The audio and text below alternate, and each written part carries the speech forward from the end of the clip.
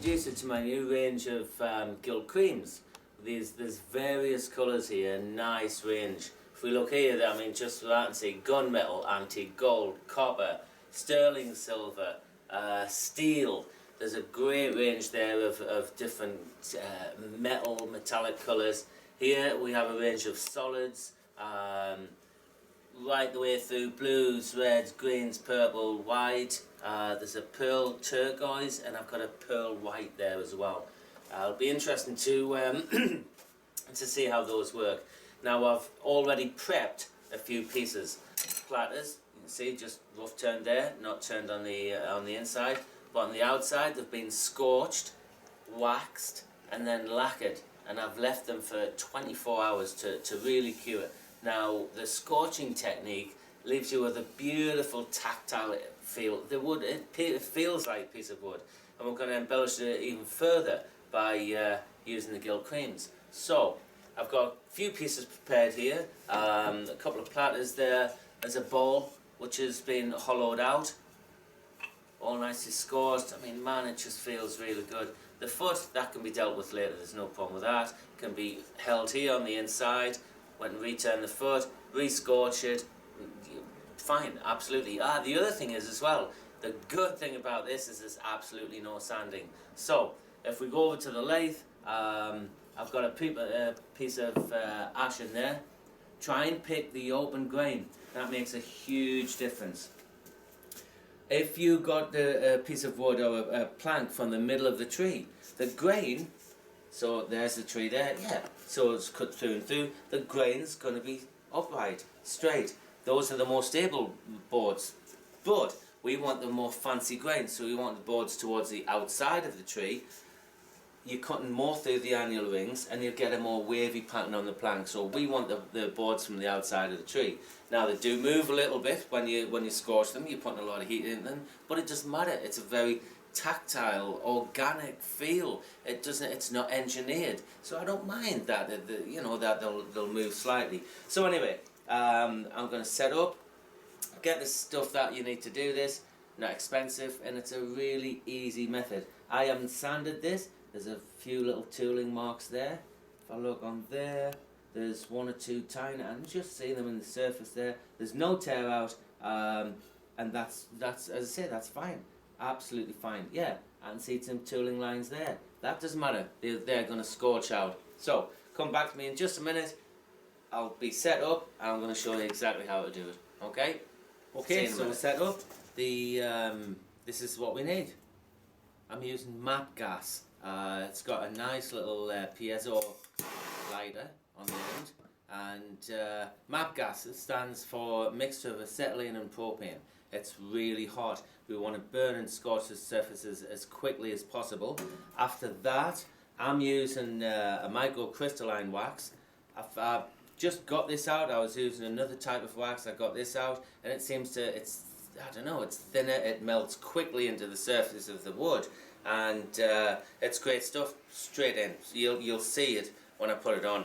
And then to finish it off, I've got some Deft semi-gloss, and that I found out that the sand works okay, but a semi-gloss gives you just that little, it just enhances the way the colours work, or the creams work. So let's get these out of the way. Now then, you need to exercise all the necessary safety precautions. If you need to, wear gloves.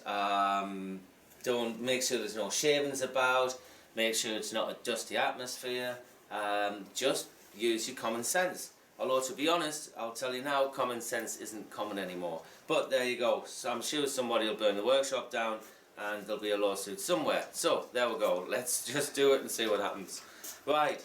Okay, so we're going to work our way around, starting in the middle, working to the outside. I found that to be better. If you work in one place, what tends to happen is you put too much stress in the wood in one place and it can split.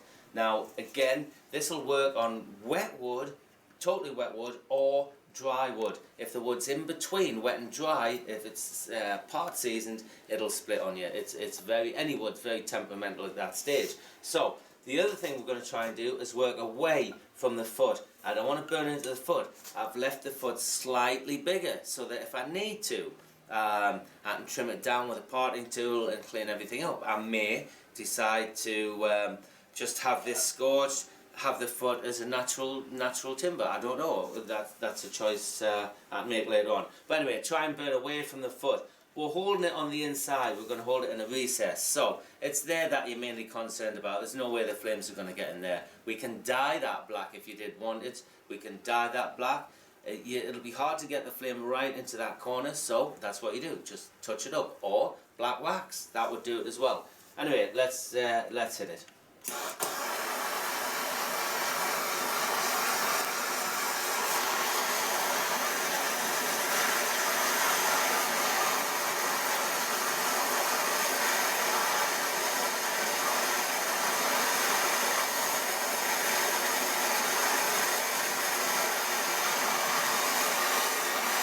Quite interesting.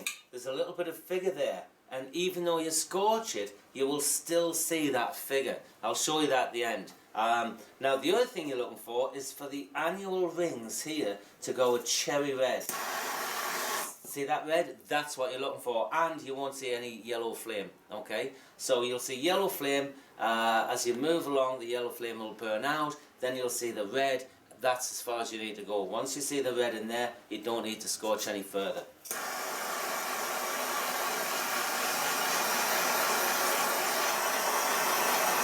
I'll just hit the foot.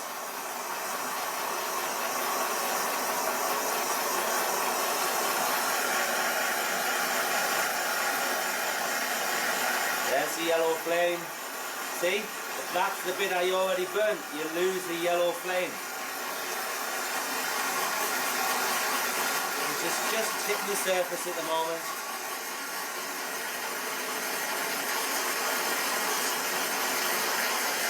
Go to that outside edge. Again, the rim's been left thicker, so I don't want to make it to the final thickness, burn it, and then scorch it away.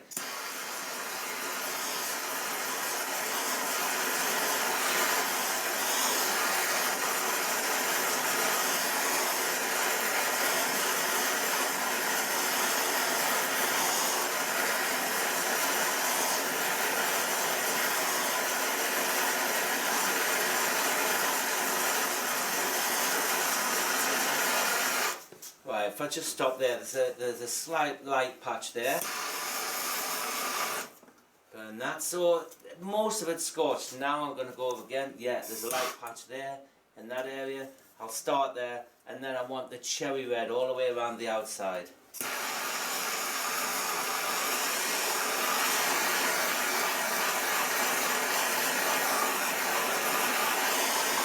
There we go. There's the cherry red.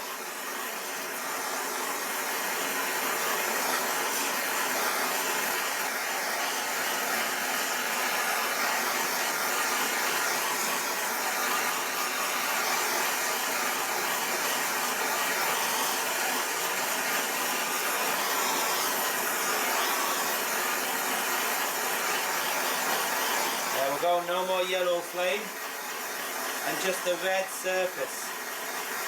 A little bit there. Just go over it again.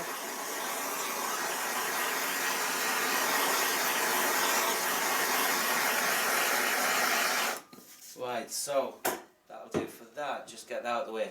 We're going to use a brass brush now. The steel ones are too harsh.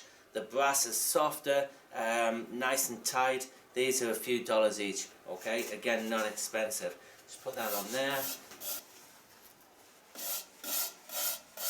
Now make sure that you go with the grain. Don't go across that end grain there, go with it. If you go across it, you'll leave some ugly scratches. So be quite vigilant, get every single bit. You'll see all the loose stuff, and it'll start to look a slightly darkish brown colour, but especially around there we're getting all that nice definition. The feel of that is awesome. It really does feel just like a piece of wood, which is what it is. So again, I'm putting quite a lot of pressure on there. You can see I'm taking off all that dust. Get right up to the foot. Right up into there. Right up into there. That's working beautifully.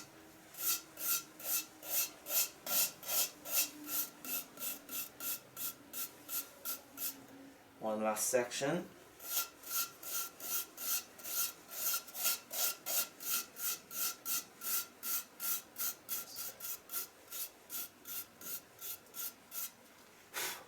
That bit there, it's only 1/8 of an inch deep. It's fine for what I need. It's slightly scorched on the very edge, but that'll still hold without any problem whatsoever. So take this last little bit. There, that is. That's slightly darker. Now the wood, it's still warm to the touch. It's not cool, warm to hot, but just perfect. So I'm just going to double check that there's no scratches going across the grain. That looks fine. Okay, so now the wax. Yeah, you will get a bit mucky doing this. Just using paper towel. Using that fine microcrystalline wax. It's, just in case you're interested, it's a microcrystalline wax from Chestnut in England. Chestnut's the brand, and it's available from Wood World in Texas. Right, so you're going to see this just soak into the surface of the wood. It sucks it right in, and what's going to happen is the wax mixes with the carbon, and you end up with a jet black finish. Okay, now that's going to dry. See, it's starting to dry. It's sucking it right into the surface of the wood. Don't be shy with this. Get it right down into the pores.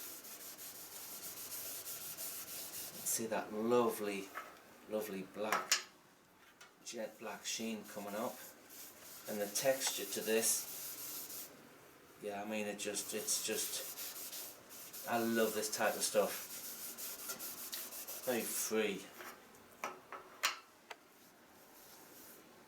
And there we go. Putting it on in a circular fashion, getting all the wax down into that grain. Move across there. Again, don't worry about that. That can be refinished later on. We can always hold this. So that's sufficient. Get rid of your rags safely. Put them in water. Put them outside. I know it's wax, but I would rather be safe than sorry. So we'll get that out of the way. Got a clean piece of paper towel now. We're just going to wipe off the excess wax on the surface. Let's get it out of that groove. Just keep rubbing. There we go. Yeah, there's that figure. You can see that little bit of figure through there. Just a little bit of chatoyance to it. Excellent. So switch this on. Clean piece.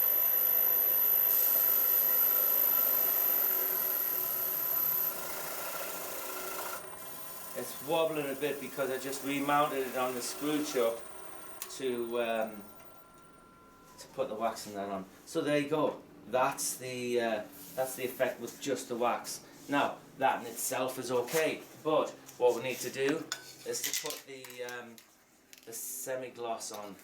So shake it up, give it a good shake. Get it well mixed up. Get the tin warm, it increases the pressure, you get a much more even spray.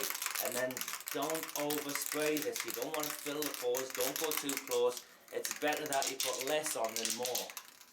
So, here we go, we'll give it a nice, now this is going to pop the grain. The wood is still warm. It's still warm, almost hot, still. So, just get rid of any dust on there. We'll seal that in. and then just start off the piece, go over and finish off the piece. Remember where you started. We're going to do this 4 times. We're going to quarter it. 1, 2, 3, 4. 1, 2, 3. 1, 2, 3, 4, and the last one. 1, 2, 3, 4. Okay, now that is lovely. It's just a semi-gloss. It feels good. It's well protected. I'll tell you what, that's drying so quickly because the wood it's just about hot. That's drying so quickly. I'm going to give it one more. Again, look how far I am away. I'm not overdoing it. And that'll give you a really good base for the creams. Right, I'm going to leave this for several minutes before I take it off. I'm going to take this one off, put one of the other ones on, one of the samples I showed you earlier. But in the meantime, I'm going to go and have a drink because this stuff is getting me high. Okay, I'll be back within, well, as soon as I get myself together. Okay, see you in a minute. Bye now.